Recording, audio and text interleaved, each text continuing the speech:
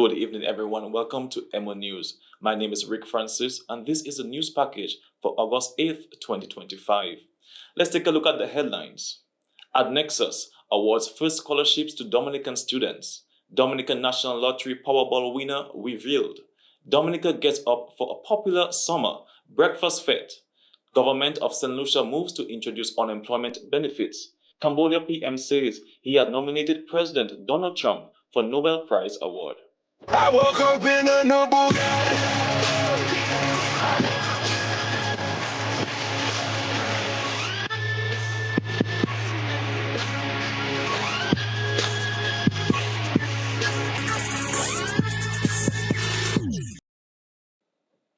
And in local news, Dominica recently hosted two major sessions aimed at promoting regional integration and the benefits of free movement within the U.S. Economic Union.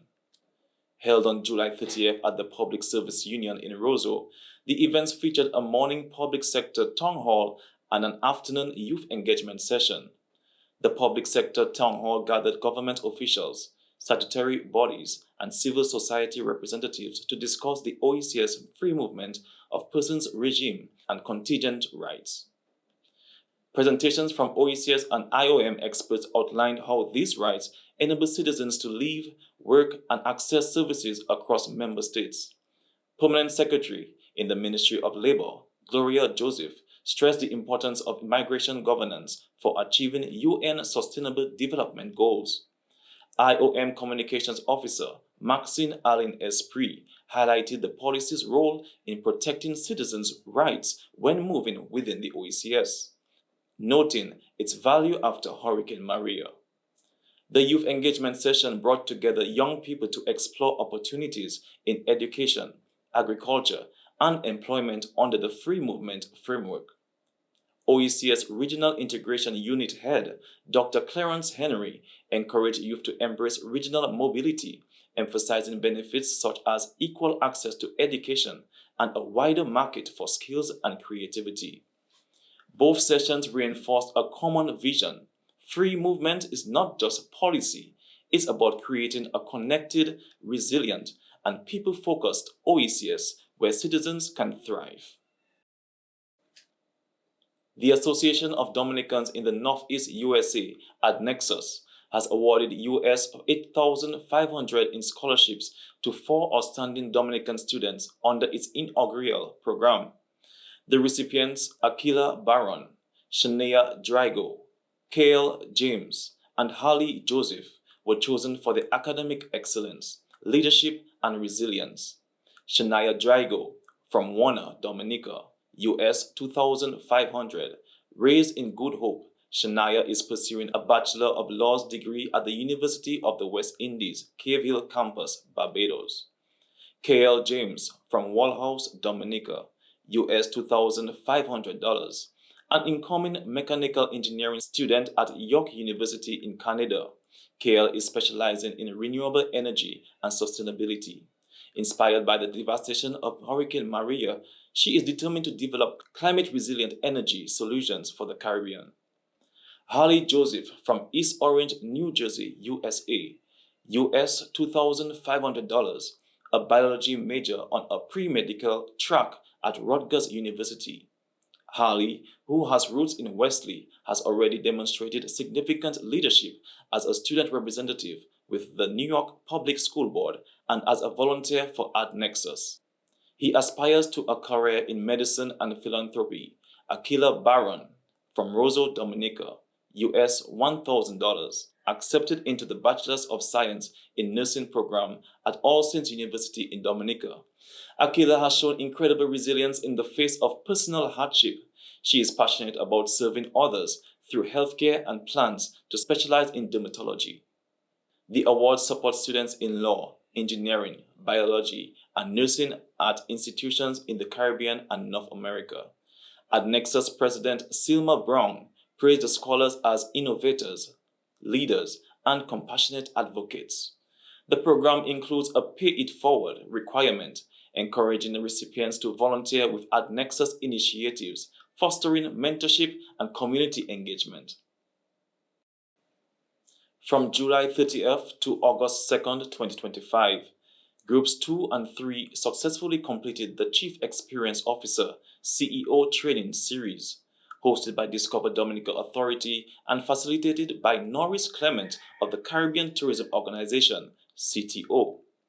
Participants from across the tourism sector, including ground handlers, ferry agents, information officers, taxi operators, hair braiders, tour guides, and vendors took part in the intensive workshop, which focused on service delivery, storytelling, and destination knowledge.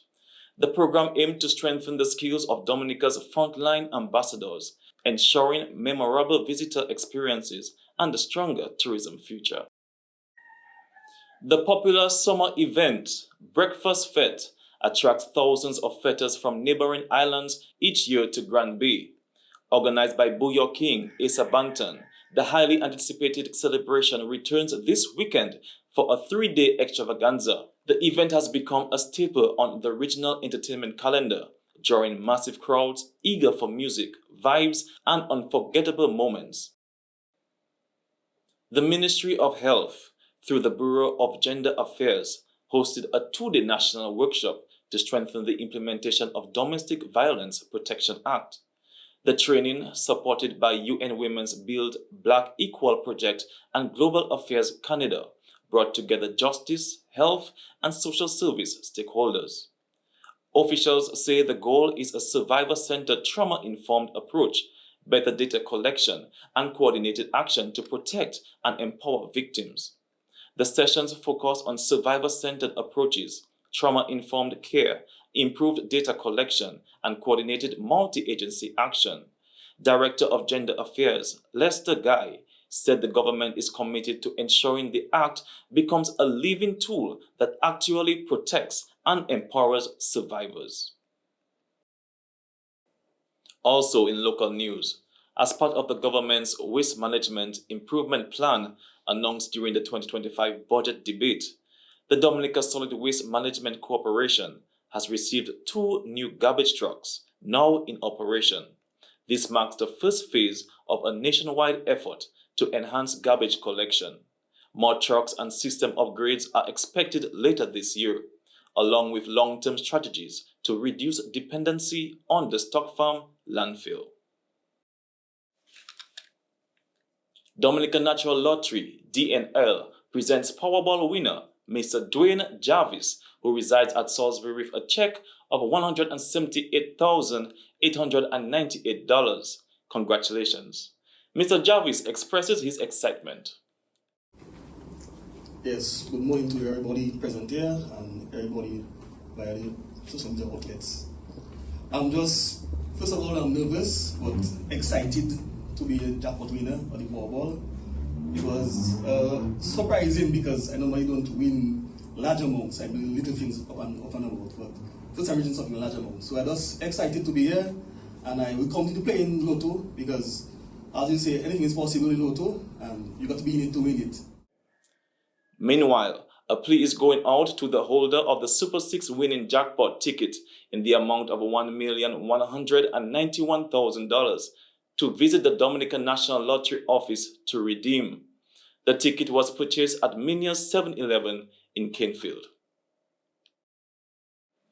Central Cooperative Credit Union Limited held their scholarship ceremony this morning. The scholarships are based on merit and need. 4 students were awarded scholarships, namely Nisara Rael Joseph, Kenaya Rivera, Nahelia Peter, Namik Fabian. At the ceremony, the general manager, Mr. Alma Irish, had a word of advice to the students. If you find difficulty during your assignments, reach out to your teachers. Ask for help from your parents. If that fails, we at CCCU will find help for you. You must commit yourself to do your best. If you want something bad enough, as I know you desire a good education, you cannot leave it to chance. You must study and study hard. Develop good friendships with your classmates who can assist you and that is very important. Always do what is right. Develop a good spiritual relationship. Pray and pray every day. One of the recipients, Nahelia Peter, expressed gratitude. I would like to say a heartfelt thanks to the Cooperative Credit Union for granting me this extraordinary opportunity. I'm truly grateful and looking forward to making this scholarship a success. Thank you. Miss Dominica, Miss Tanisha Balson, motivated the scholarship recipients and had this to say. Your education is a gift and don't take it for granted. Every assignment, every lesson, every teacher, it is all preparing you for something bigger. So give it your best. Sure, not just with your books, but with your heart. Commit to doing more than just getting by. Commit to become someone you are proud of in the future. But also, know that education is not just about academics. High school is a chance to explore. Join a club, play an instrument, volunteer somewhere, try something new. Because I did. And what I discovered was that those little moments outside the classroom helped me find my voice, my confidence, and my purpose. The Food and Agriculture Organization, FAO, has launched the regional platform for the empowerment of rural women, a bilingual digital tool to strengthen leadership, rights, and opportunities for rural, indigenous, Afro-descendant, and young women across Latin America and the Caribbean. Built under FAO's Rural Women's Empowerment and Environmental Sustainability Program and the Rural Women with Rights campaign, the platform offers a repository of best practices, a technical library, news and updates, free FAO campus courses, and a hub for regional coordination events. FAO says the platform, available in English and Spanish, will help governments and organizations design inclusive, evidence-based policies to advance gender equality and resilient agri-food systems. News from St. Lucia. The government of St. Lucia has taken a major step to provide better protection for workers who involuntarily lose their jobs. As part of efforts to improve support for citizens during difficult times, the government has tasked the National Insurance Corporation, NIC, with developing a plan for a national unemployment insurance program. This program will provide temporary financial relief to people who become involuntarily unemployed, helping them meet their basic needs while they seek new work opportunities. This upcoming initiative is not just about short-term assistance, but part of a wider plan to build long-term resilience across the labor force.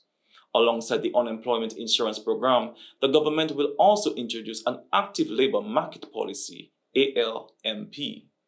This policy will focus on helping unemployed individuals secure job placements, supporting smaller business creation and entrepreneurship, offering job training, especially for vulnerable groups, and encouraging employers to invest in staff development and training. In keeping with government's policy to improve the quality of life and social protection afforded to citizens, the government has commissioned the National Insurance Corporation to present proposals for the establishment of an unemployment insurance program. This program will allow persons who have become involuntarily unemployed to receive unemployment benefits. The government is committed to establishing an unemployment insurance program, which will be implemented alongside an active labor market policy.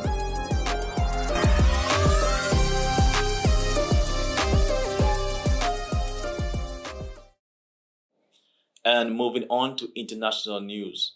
Israel's security cabinet has approved a plan from Prime Minister Benjamin Netanyahu to occupy Gaza City. The Prime Minister's office said Friday, the IDF, Israel Defense Forces, will prepare for the takeover of Gaza City while ensuring the provision of humanitarian aid to the civilian population outside the combat zones.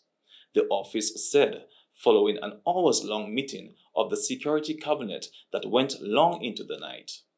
Mass protests erupted across Israel as the country's Security Cabinet was meeting to decide on a full reoccupation of Gaza, a move that would mark a major escalation of the war.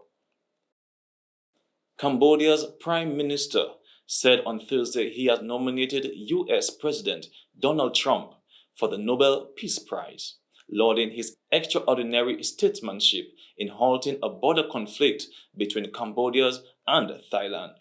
Un Mane made the announcement in a Facebook post late on Thursday, accompanied by a letter he said had been sent to the Norwegian Nobel Committee, hailing Trump's intervention as an example of his exceptional achievements in de-escalating tensions in some of the world's most volatile regions. And that's a wrap for international news. Coming up next is the sports segment after the short message. Let Instacash help you get the kids ready for school with the DNL Back to School Instacash promotion.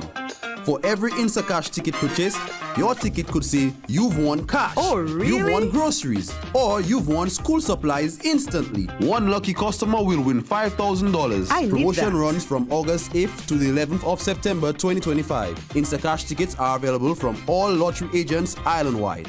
It's fast, it's easy, and you win instantly. Instacash, let me play.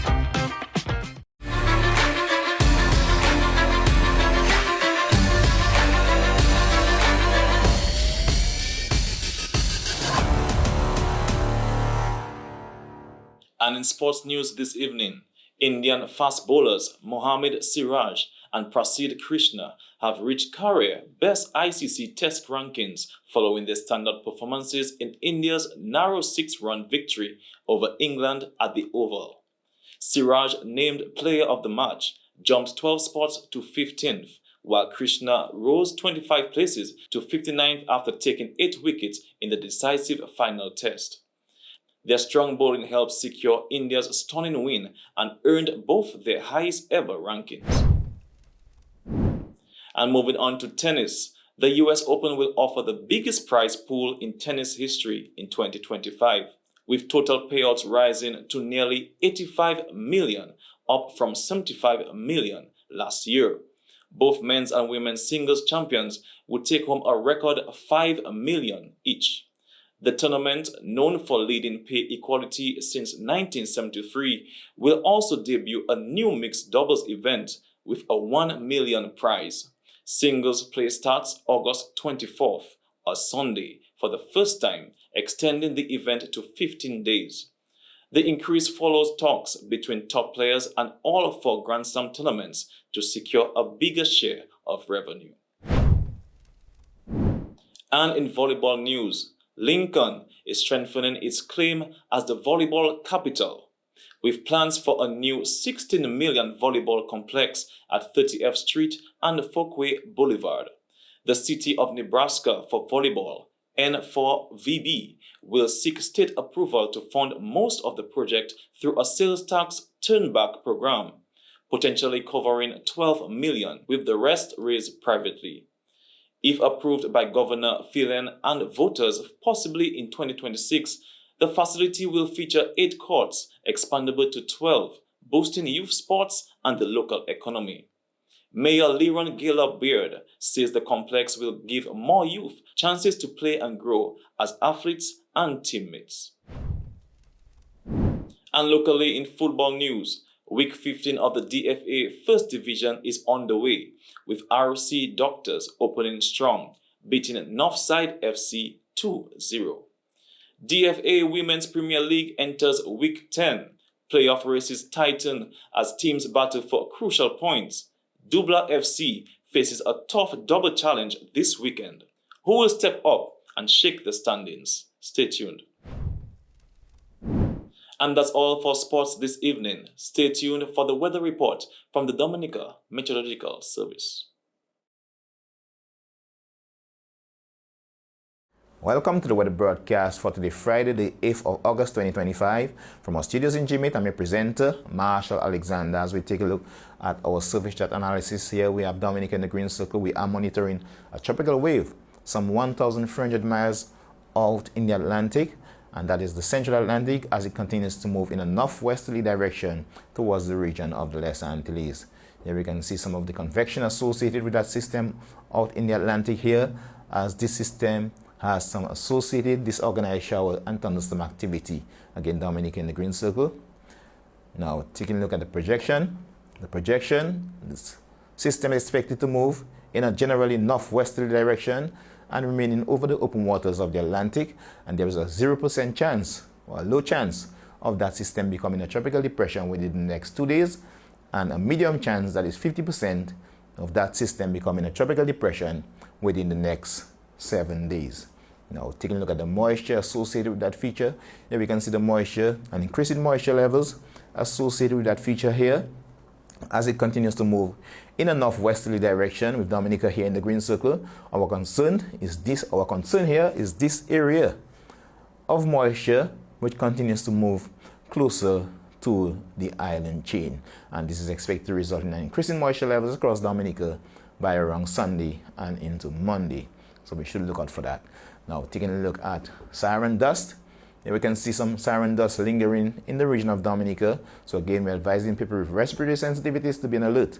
And also we can see some siren dust interacting with that tropical wave. This is the region of that tropical wave, and this is Saharan dust here as it continues to interact with that tropical wave here.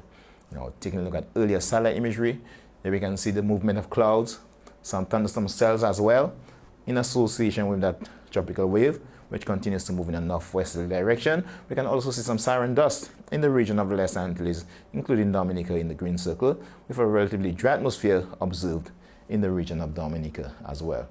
Now, taking a closer look, Dominica did experience fair to partly cloudy skies, with most of the cloudiness experienced across the eastern section and interior section of Dominica. Now, taking a look at earlier radar imagery and what it indicated, relatively dry atmosphere across Dominica today, with some showers being observed across the islands to the north and south of Dominica.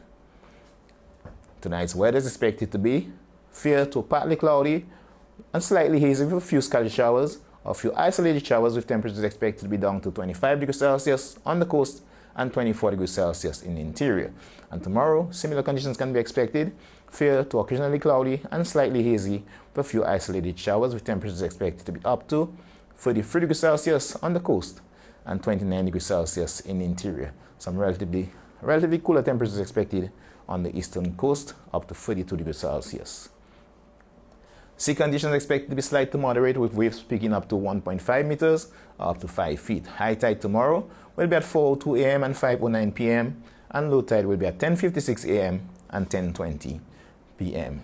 For the next 3 days beginning tomorrow, fair to partly cloudy skies and slightly hazy conditions can be expected on Saturday as well as Sunday, with a few isolated showers. However, by Monday, we are at yellow vigilance, as we expect to see an increasing cloudiness with scattered showers and the possibility of isolated thunderstorms. So as a result, we are advising people in areas prone to flooding, landslides, and falling rocks to be on alert as we move into Monday. Some high temperatures can be expected on Saturday and Sunday, so you should be advised to stay cool and stay hydrated during Saturday and Sunday. Light winds expected throughout the period, with winds peaking between 20 to 25 kilometers per hour and seas down to 5 feet for the next 3 days. Sunrise tomorrow will be at 5:49 a.m. and sunset will be at 6:32 p.m. Again, stay informed, stay safe. Scan our QR code here to follow us on our WhatsApp channel, and also search Dominica Met to follow us on Facebook and Instagram, or visit our website at weather.gov.dm for up-to-date weather information. Stay informed, stay safe, have a good weekend. See you next time. And that's a wrap for tonight's news segment. My name is Rick Francis. Thank you for viewing EmoNews every moment online. Have a good evening.